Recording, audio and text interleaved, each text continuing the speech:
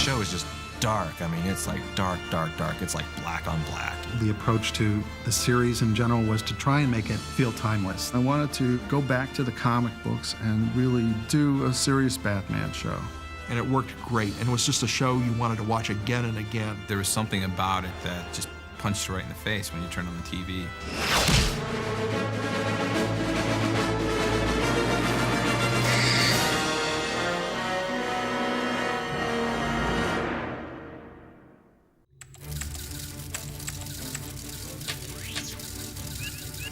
What made Batman the Animated Series just electrifying is that it was unlike anything else we'd ever seen on TV before, and that's what made it just so compelling. The thing about the Batman Animated Series is that it took this world and it took it seriously without taking itself too seriously. So you had a world that you could believe in. Early on, there were a lot of discussions about the direction of the series, and I would speak at length with Bruce about where he wanted the show to go and how he felt Batman should act and speak. Initially, my own personal idea of Batman is quite a bit different than the way he is actually in Batman the Animated Series. Just the logistics of telling a story for television in a film medium. And a lot of the ideas that I had for Batman I knew really wouldn't work for a cartoon. What Bruce and I both found a meeting of the minds on once we got to know each other and we started talking about what we wanted to do with the series, we both were interested in telling real stories. Telling mini movies is the way we were referring to them at the time. We didn't want it to have a typical Saturday morning type approach to the show. They really knew the comics industry, and they knew Batman's history, and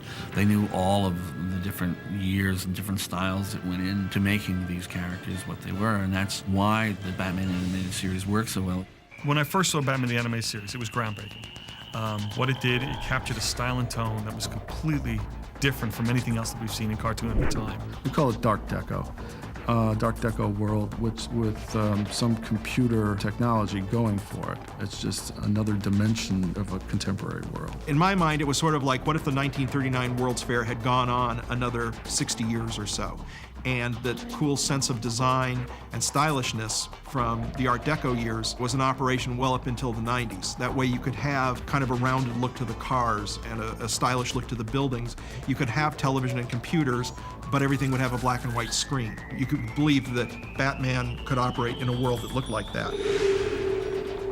Eric Radomski was the architect of the architecture, so to speak. He was mostly, I think, involved with the backgrounds. One of his ideas was to create the backgrounds on black paper so that people were drawing with lighter materials on this dark surface so that it created a moody atmosphere. As dark as I can do the show, this is the way I would play it. I'd love to have characters moving in and out of the shadows. At night, you only see elements, you fill in the gaps. Kind of the perfect approach to Gotham City.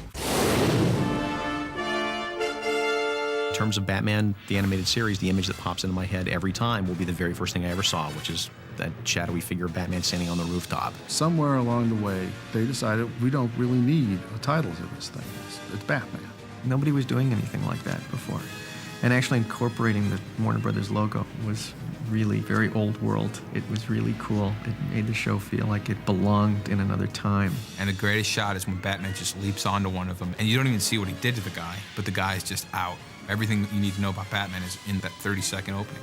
If you look at the main titles, there's no word that tells you it's Batman. We figured anybody in any language would be able to look at it and go, oh, it's Batman.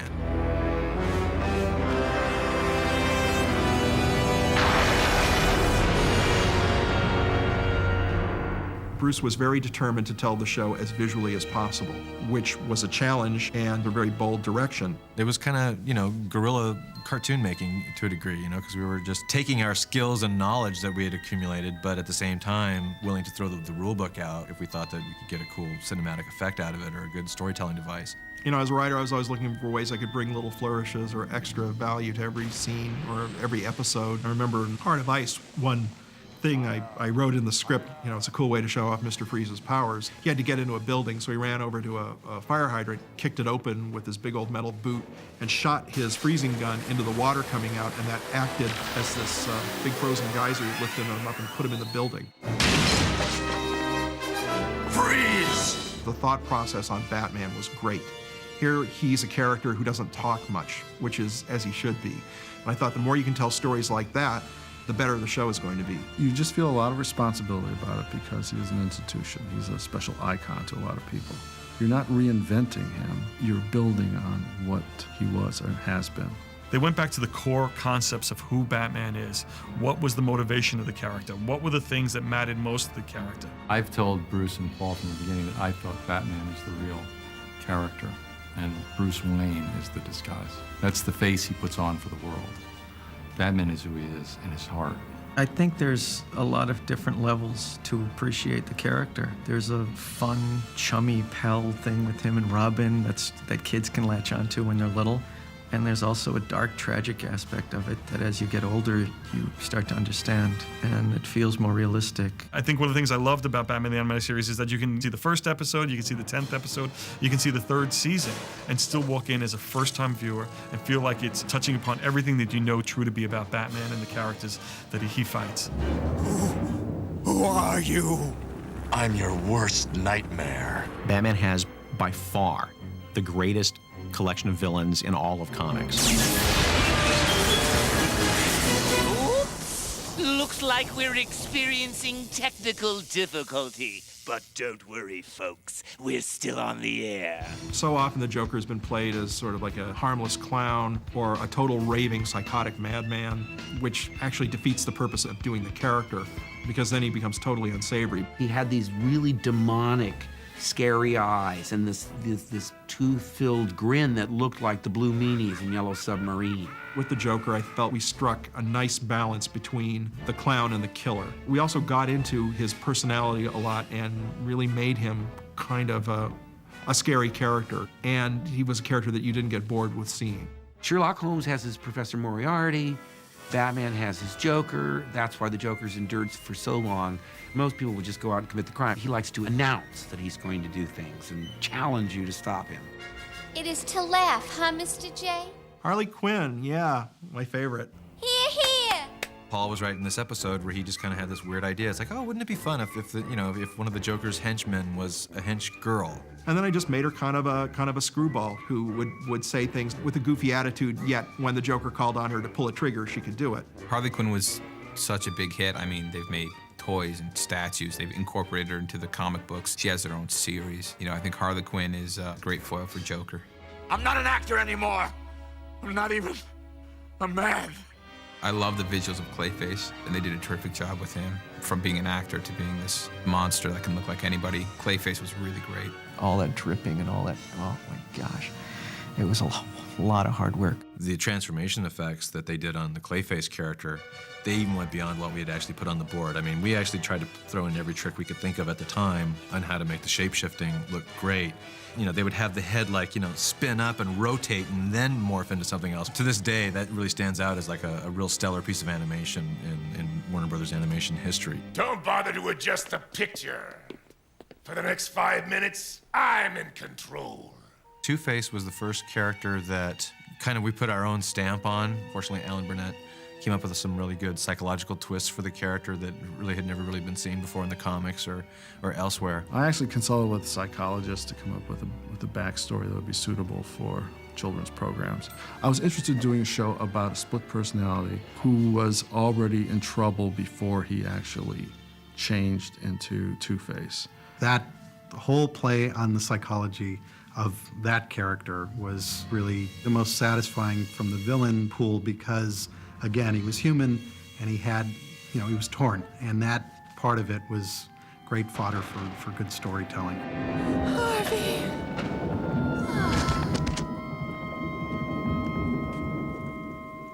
I've read every single Batman story ever published. I've listened to every radio show. I've seen every cartoon. I've read every book.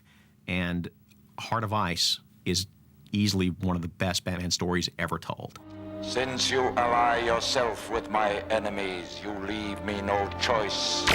My first script was the Mr. Freeze episode, Heart of Ice, and I had talked to Bruce about, hey, wouldn't it be cool to take the Mr. Freeze character in this direction? We had discussed the idea of a man with no emotions who had suffered a great tragedy, and that made him very cold. Up until we got a hold of him in the Adam West show, he was obviously played kind of silly. He was always just kind of a generic, cold villain. He never really had any kind of psychological motivation or anything. I guess it strikes a chord with me seeing that villain portrayed so sympathetically and seeing Batman try and understand that, and Mr. Freeze is almost more emotionally balanced than Batman is. It's really a cool dichotomy. The best episodes of the animated series were moving because they were genuinely about characters and genuinely about emotions and generally about deep feelings, and they weren't just about people punching each other. And that's what made it a great show. Now, the man who impersonated Bruce Wayne, I want his name. They didn't just hire generic cartoon voice actors. Bruce and his crew set out to hire actors who happened to be in a cartoon show, and that made all the difference. The name. Now. Some of the characters we filled fairly easily, and then some of the ones we kind of had to keep looking for because we just weren't hearing what we wanted to hear. And Batman himself, being the most important character in the series, was also, not surprisingly, the most difficult part to cast. Last chance. Talk! And then we had one of those fine casting moments where an actor walked into the studio. His name was Kevin Conroy, and he got in front of the microphone and he opened his mouth and he finished his audition, and the room of producers and writers and people sat together and said, "We are done." The minute he opened up his mouth and started reading the Batman dialogue, his voice went down into that Batman voice. I just went to a very dark and private place in my vocal range, because it seemed like such a dark, private world he lived in. And we all just kind of went, "Whoa, I think we got him. I think we got our Batman." He's good, but no actor is that good. The directive always was, don't think of it as animation, just read it like you were acting in a play. I'm sure all the folks at home will enjoy sharing this special occasion. With the Joker, I imagined I was in a 1930s radio drama. They told us from the first day of recording, forget cartoon sounds. We don't want any cartoon voices. We cast a lot of actors who have what we call a voice with character, as opposed to an actor doing a cartoon voice. This is people who have either a recognizable sound or a quality to their voice that is special and identifiable. More than familiar. It's identical. One of the reasons why I remember the Grey Ghost story is because Adam West was the voice of the Grey Ghost. You? Like you said, you need my help. When we were casting the part for the Grey Ghost, somebody suggested Adam West. We should get Adam West to play the Grey Ghost. And we all just kind of went, yeah! There was a great parallel story being told between Grey Ghost's origin and Batman's origin. And the fact that they had Adam West playing that role just gave it more meaning and more resonance for me, somebody especially who grew up on the original Batman TV show. That's one of the things that really helped set the Batman show apart from other cartoons on at the time, was that the high caliber of the vocal performances. I'll cancel Master Bruce's rendezvous with Bambi, was it, sir? Yes, Alfred. Do that.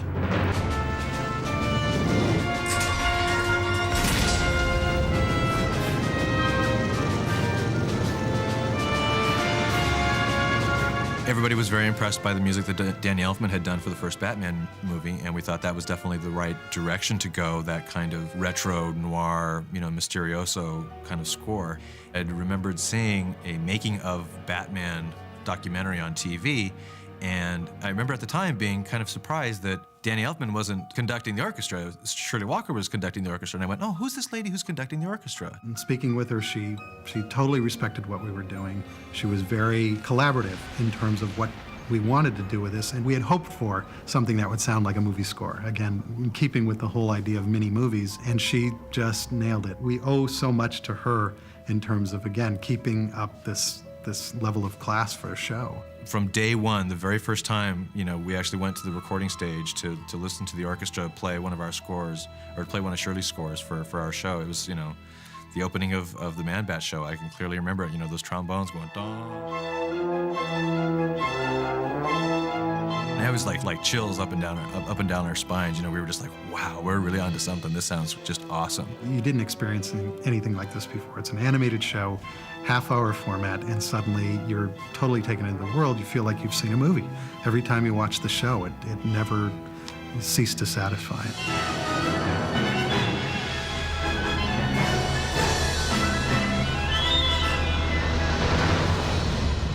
When we got the first show back, animated from Japan on Leather Wings, Eric and I both just breathed a huge sigh of relief. And even without the score or the sound effects on it, we knew, we'd kind of struck gold. We were so jazzed when we saw that first footage. We saw Batman doing Batman stuff, and it was so cool, and it worked so well. It was so stylized. And at first, it took me a little while to get used to it because I looked at it and would say, boy, that's an awfully square jawline. Those ears are awfully pointy on Batman's costume. And then you watch 1, 2, 3 episodes and you realize that is absolutely right. It fits with the voices, it fits with the style. You hear that music and you see those images and it blew me away. I thought it was stunning. I think that the show really did help to define the way people looked at Batman. Batman the Animated Series as a touchstone of Batman history and as a clear marker in the Batman timeline is as prominent as anything, I think. Is going to be as important to Batman's history, perceived that way now and in the years to come, as important as the New Look Batman in the 60s or the Dick Sprang Batman in the 50s. It really was a touchstone that not just cartoon guys, but comic book creators themselves have been able to draw from since then, and that sensibility and that sense of giving Batman that darker edge and that timeless quality to him. It's very much an important marker in Batman's history. The legacy of Batman the Animated Series is going to be that it raised the bar for the standard of animation. I thought some of these early cartoons especially were so well written, so beautifully animated, such a wonderful gift to those of us who love the comic books. The greatest thing about the Batman series, it pioneered it for so many other things. Without what all these guys did on Batman, we wouldn't have Justice League, we wouldn't have the Superman animated series, we wouldn't have the Teen Titans animated series. We want them to survive and thrive and grow and change, but at the same time, they have to keep their iconic status, and that's what these guys did. Batman's character is going to be ongoing, so this is a nice chapter. I'm just pleased to have been part of that series. You know, looking back on it, it was a pretty great time. It's hard for me not to idealize it as this sort of wonderful moment where we were all happy and blissfully doing our job and thinking, oh, we're making the Heart of Ice episode, we're making On Leather Wings, you know, we're making something great. It's like, no, we were guys doing jobs, and a really good one came along. For my money, this is the quintessential Ultimate Batman because it incorporates all aspects of the history of Batman.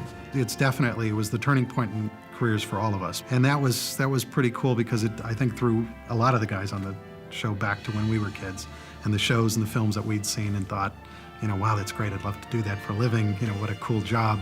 Suddenly we were in that place, and to have people react to it and enjoy the same things that we were enjoying, that was the ultimate satisfaction.